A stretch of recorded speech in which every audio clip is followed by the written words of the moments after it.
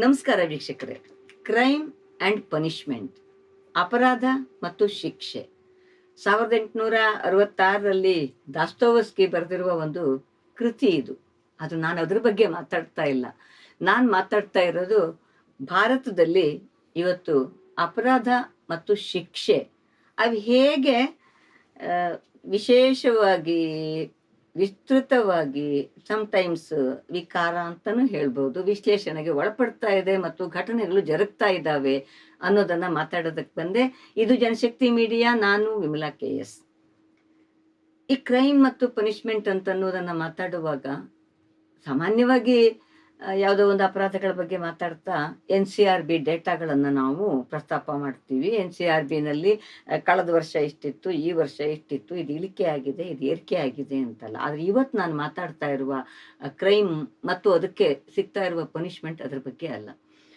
ಮೊನ್ನೆ ದೆಹಲಿಯ ಜಂತರ್ ಮಂತರ್ ಅಲ್ಲಿ ಅತ್ಯಂತ ಶಾಂತಿಯುತ ಪ್ರತಿಭಟನೆಯನ್ನ ಮಾಡುವ ಮೂಲಕ ತಮ್ಮ ಮೇಲೆ ಪೊಲೀಸರು ಅಥವಾ ಇನ್ಯಾರೋ ಪ್ರಹಾರ ಮಾಡೋದಕ್ಕೆ ಬಂದಾಗ ಜನಗಣಮನ ಹೇಳಿ ಅವ್ರು ನಿಂತ್ಕೊಳ್ಳುವಂತಹ ಒತ್ತಡವನ್ನು ನಿರ್ಮಾಣ ಮಾಡಿ ತಮ್ಮ ಮೇಲೆ ಆಗುವಂತಹ ದಾಳಿಯನ್ನ ತಡೆಯುವ ಮಟ್ಟಿಗೆ ತಮ್ಮ ವಿಟ್ಟಿನೆಸ್ ಅನ್ನ ತೋರಿಸಿದಂತಹ ಜಂಜಿಗಳು ಮಾಡಿದಂತಹ ಹೋರಾಟ ಮತ್ತು ಒಂದು ಹಂತಕ್ಕೆ ನಾವು ಯಾರಿಗೂ ತಲೆಬಾಗೋದಿಲ್ಲ, ನಾವು ಹೇಳಿದ್ದೇ ದಾರಿ, ಆನೆ ನಡೆದಿದ್ದೇ ದಾರಿ ಅಂತ ಹೇಳ್ತಾ ಇದ್ದಂತಹ ಸರ್ಕಾರವನ್ನ ಮಣಿಸಿ ಶಿಕ್ಷಣ ಮಂತ್ರಿಯ ರಾಜೀನಾಮೆಯನ್ನು ಪಡೆದಂತಹ ಒಂದು ಐತಿಹಾಸಿಕ ಘಟನೆನೇ ಅದು. ಯಾಕೆಂತಂದ್ರೆ ದೊಡ್ಡ ಮಟ್ಟದ ಸಂಘಟಿತ ಶಕ್ತಿಗಳಾಗಿ ಯಾವುದೋ ಸಂಘಟನೆ, ಯಾವುದೋ ಪಕ್ಷ, ಇನ್ನೊಂದು ಮತ್ತೊಂದು ಅಂತದ್ದು ಏನೂ ಇಲ್ಲದೇನೆ ಹೀಗೆ ತಾನಾಗಿ ಹುಟ್ಕೊಂಡು ಬಂದಿರುವಂತಹ ಒಂದು ಚಳುವಳಿಯ ಭಾಗವಾಗಿ ಮಕ್ಕಳು, ಈ ದೇಶದ ಭವಿಷ್ಯ ತಮ್ಮ ಭವಿಷ್ಯಕ್ಕೆ ಕುತ್ತಾಗ್ತಾ ಇದೆ ಅಂತ ಅನ್ನುವಾಗ ತೋರಿಸಿದಂತಹ ಒಂದು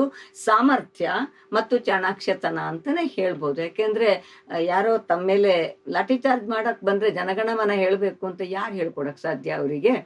ಅಂದ್ರೆ ದೇಶಭಕ್ತಿ ಅಂತಂದ್ರೆ ಅಲ್ಲಿಂದ ಹುಟ್ಟು ಬಂತು ಅಂತ ನಾವು ಅರ್ಥ ಮಾಡ್ಕೋಬಹುದು ಏನೋ. ಆದ್ರೆ ಅಂತಹ ಕಡೆಗೆ ಒಂದು ಘಟನೆ ನಡೆದಿದ್ದನ್ನ ತುಂಬಾ ಕಳವಳ, ಆತಂಕ ಮತ್ತು ಒಂದು ಹಂತದ ಆಕ್ರೋಶವನ್ನು ಕೂಡ ಮೂಡಿಸುವಂತಹ ಘಟನೆ ಅದು.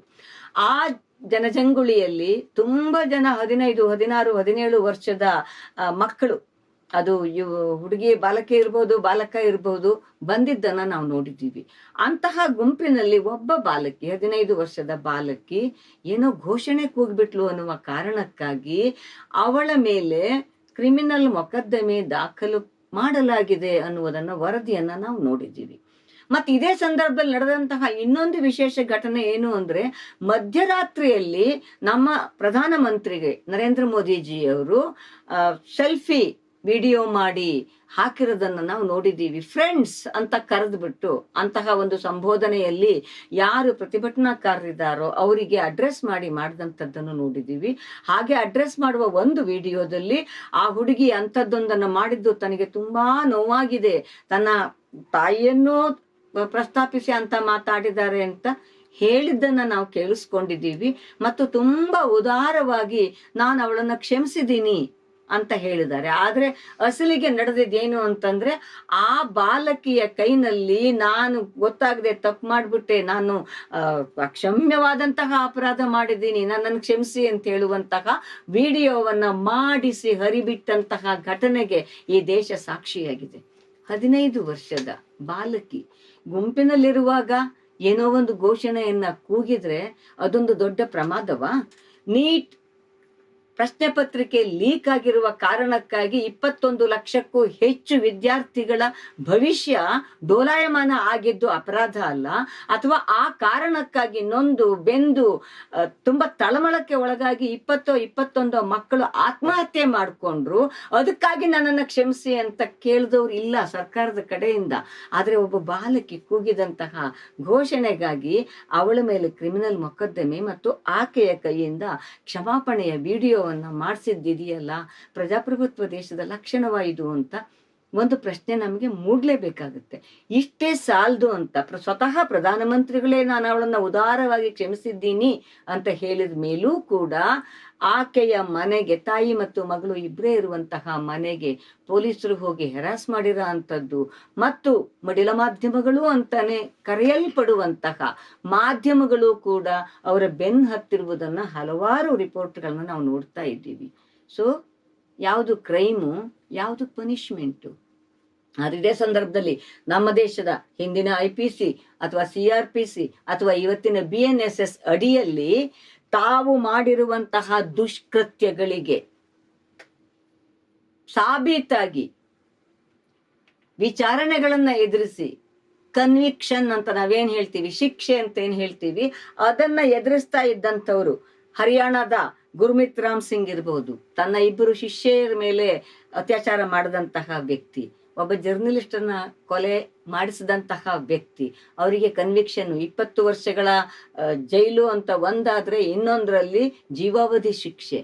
ಆದ್ರೆ ಅವರು ಬಹುತೇಕ ಆಗಾಗ ಪೆರೋಲ್ ಮೇಲೆ ಇರ್ತಾರೆ, ಜಾಮೀನಿಗೆ ಅಪ್ಲೈ ಮಾಡ್ತಾರೆ. ಇನ್ನು ಅಸಾರಾಮ್ ಬಾಪು, ರಾಜಸ್ಥಾನ ಗುಜರಾತ್ 2 ಕಡೆಗೆ ಇದ್ದಂತಹ ದೊಡ್ಡ ಸಾಮ್ರಾಜ್ಯ, ಇವರೆಲ್ಲ ಸ್ವಯಂ ಘೋಷಿತ ದೇವಮಾನವರುಗಳು, ಅಪ್ರಾಪ್ತರ ಮೇಲೆ ಅತ್ಯಾಚಾರ ಮಾಡಿದ್ರು, ರೆಗ್ಯುಲರ್ ಪೆರೋಲ್ ಅಲ್ಲಿ ಇರೋ ಅಂತವ್ರು. ಮತ್ತು ಅವರಿಗೆ ಜೈಲಿನ ಒಳಗೆ ಎಲ್ಲಾ ರೀತಿಯ ಸೌಲಭ್ಯಗಳನ್ನ, ವೈದ್ಯಕೀಯ ತಪಾಸಣೆಗಳನ್ನ, ಅತ್ಯುನ್ನತ ವೈದ್ಯಕೀಯ ಸೌಲಭ್ಯಗಳನ್ನ ಒದಗಿಸ್ಬೇಕು ಅಂತ ಅನ್ನುವಂತಹ ಒಂದು ಆದೇಶವೂ ಕೂಡ ಇರೋಂತಹ ಸಂದರ್ಭ ಇರೋಂಥದ್ದು. ಇನ್ನು ಕುಲ್ದೀಪ್ ಸಿಂಗ್ ಸೆಂಗರ್ MLA ಉನ್ನಾವ್ ಪ್ರಕರಣದಲ್ಲಿ ಅಪ್ರಾಪ್ತೆಯ ಮೇಲೆ ಅತ್ಯಾಚಾರ, ಆ ನಂತರ ಕಸ್ಟೋಡಿಯಲ್ ಡೆತ್, ಆಕೆಯ ತಂದೆಯನ್ನ ಪೊಲೀಸರ ವಶಪಡಿಸಿ ಪೊಲೀಸರ ಮೂಲಕ ಅವನಿಗೆ ಹೆರಾಸ್ ಮಾಡಿಸಿ ಸಾಯಿಸ್ತಾರೆ. ಆ ನಂತರ ಆಕೆ ತುಂಬಾ ಗಂಭೀರವಾಗಿ ತನ್ನ ಮೇಲೆ ಆದಂತಹ ಪ್ರಕರಣದ ವಿರುದ್ಧ ಹೋರಾಟಕ್ಕೆ ನಿಂತಾಗ ಅವಳ ಮೇಲೆ, ಅವಳ ಜೊತೆಗಿರುವವರ ಮೇಲೆ ಹಲವು ಸಾರಿ ದಾಳಿ ನಡೀತದೆ. ಅಂತಹ ವ್ಯಕ್ತಿ BJPಯ MLA ಆಗಿದ್ದಂಥವ್ರು. ಇನ್ನು ನಮ್ಮದೇ ರಾಜ್ಯದಲ್ಲಿ ವಿನಯ್ ಕುಲಕರ್ಣಿ ಕೊಲೆಯ ಆರೋಪ ಹೊತ್ತಂತವ್ರು ಮೊನ್ನೆ ಅಕ್ವಿಟ್ ಆಗಿದ್ದಾರೆ. ಇನ್ನು ದ್ವೇಷ ಭಾಷಣದ ಪ್ರಕರಣಗಳಿಗೆ ಎಲ್ಲೆಯೇ ಇಲ್ಲ.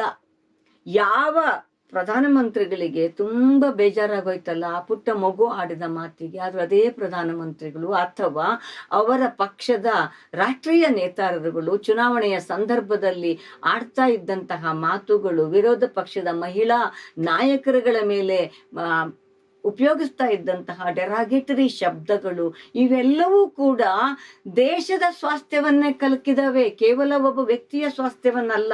ಸೊ ಇಂತಹ ಸಂದರ್ಭ ಇರುವಾಗ ನಾವು ಕ್ರೈಮ್ ಅನ್ನ ಯಾವುದನ್ನ ಅಂತ ಪರಿಗಣಿಸ್ಬೇಕು, ಪನಿಷ್ಮೆಂಟು ಯಾವುದಕ್ಕೆ ಆಗ್ಬೇಕು? ಈಗ ಫಾರ್ ಎಕ್ಸಾಂಪಲ್ ಕರ್ನಾಟಕದಲ್ಲಿ ವಿಧಾನ ಪರಿಷತ್ತಲ್ಲಿ CT ರವಿ ಅವರು ಒಬ್ಬ ಮಹಿಳಾ ಸಚಿವರ ಮೇಲೆ ಮಾಡಿದಂತಹ ಆಕ್ಷೇಪಾರ್ಹವಾದಂತಹ ಶಬ್ದ ಬಳಕೆ ಮತ್ತು ಆ ನಂತರ ಅದನ್ನ ಮುಚ್ಚಾಕೋದಕ್ಕೆ ಮಾಡಿದಂತಹ ಕೆಲಸಗಳು, ಅಥವಾ ಕಳೆದ ವಾರ ಈ ನೀಟ್ ಪರೀಕ್ಷೆಗೆ ಸಂಬಂಧಪಟ್ಟೇನೆ ಅವರು ಆಡಿದಂತಹ ಮಾತು, ಅಲ್ಪಸಂಖ್ಯಾತರ ಧಾರ್ಮಿಕ ವ್ಯಕ್ತಿಗಳನ್ನ ಸಂಬೋಧಿಸಿ ಆಡಿದಂತಹ ಮಾತು, ಇವೆಲ್ಲವೂ ಕೂಡ ಕಳವಳಕಾರಿ ಅಲ್ವಾ, ಆತಂಕ ಮೂಡಿಸೋದಲ್ವಾ, ಬೇಜಾರು ಮಾಡಿಸೋದಲ್ವಾ? ಇದು ಯಾವುದು ಗಮನಕ್ಕೆ ಬರದೆ 15 ವರ್ಷದ ಒಂದು ಮಗುವಿನ ಮೇಲೆ ಮೊಕದ್ದಮೆ ಹೂಡುವಂತಹ ಸ್ಥಿತಿಗೆ ಈ ದೇಶ ಇದೆ ಅಂತಂದ್ರೆ, ಇದ್ರ ಜೊತೆಗೆ ಮೊನ್ನೆ ಕರ್ನಾಟಕ ಹೈಕೋರ್ಟ್ ಕಲಬುರ್ಗಿಯಲ್ಲಿ BJPಯ ಮತ್ತೊಬ್ಬ MLC ರವಿಕುಮಾರ್ ಅವರು ಅಲ್ಲಿನ ಜಿಲ್ಲಾಧಿಕಾರಿಯ ಮೇಲೆ ಕೇವಲ ಅವರು ಅಲ್ಪಸಂಖ್ಯಾತ ಮುಸ್ಲಿಂ ಸಮುದಾಯಕ್ಕೆ ಸೇರಿದವರು ಅನ್ನುವ ಕಾರಣಕ್ಕಾಗಿ ಬಳಸಿದಂತಹ ಆಕ್ಷೇಪಾರ್ಹ ಶಬ್ದಗಳ ಕುರಿತು ವಿಚಾರಣೆ ನಡೆಯುವಾಗ್ಲೋ ಏನೋ ಒಟ್ಟಿನಲ್ಲಿ ಕರ್ನಾಟಕ ಹೈಕೋರ್ಟ್ ಅಲ್ಲಿ ಬಹಳ ಸ್ಪಷ್ಟವಾಗಿ ಹೇಳಿದ್ದಾರೆ, ನಾಲಿಗೆಯನ್ನ ಬೇಕಾದ ಹಾಗೆಲ್ಲ ಹರಿ ಬಿಡಬಾರ್ದು, ಅಷ್ಟು ಸ್ವಚ್ಛಂದವಾಗಿ ನಾಲ್ಗೆಯನ್ನ ಹರಿಬಿಟ್ರೆ ಇಂಥ ಶಬ್ದಗಳೇ ಹೊರಗೆ ಬರೋದು ಅಂತ.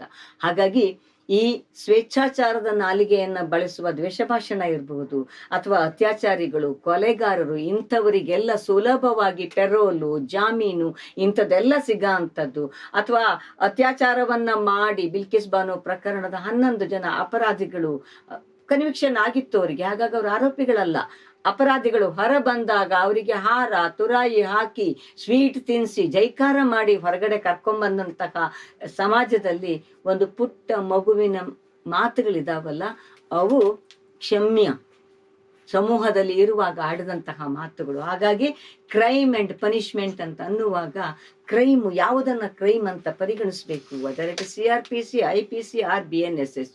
ಹಾಗಾಗಿ ಈ ಸಮಾಜ ಇನ್ನೊಂದಿಷ್ಟು ಜಾಗೃತವಾಗಬೇಕು, ಇನ್ನೊಂದಿಷ್ಟು ಎಚ್ಚರಕ್ಕೆ ಒಳಗಾಗಬೇಕು ಮತ್ತು ಇಂತಹ ಅಪಸವ್ಯಗಳನ್ನ ಪ್ರಶ್ನೆ ಮಾಡಲಿಕ್ಕೆ ಸಾಧ್ಯ ಆಗಬೇಕು. ಪೊಲೀಸ್ ರಾಜ್ಯ ಅಲ್ಲ ಇದು, ಪ್ರಜಾಪ್ರಭುತ್ವದಲ್ಲಿ ಸಂವಿಧಾನದ ಒಂದು ಬೆಳಕಿನಲ್ಲಿ ನಡೀತಾ ಇರುವಾಗ ಇಂಥವುಗಳನ್ನ ಕಂಟ್ರೋಲ್ ಮಾಡಬೇಕಾದವರನ್ನೇ ಹರಿಬಿಡುವುದರ ವಿರುದ್ಧ ಜನ ಧ್ವನಿ ಎತ್ತದೆ ಒಂದೇ ದಾರಿ ಅಂತ.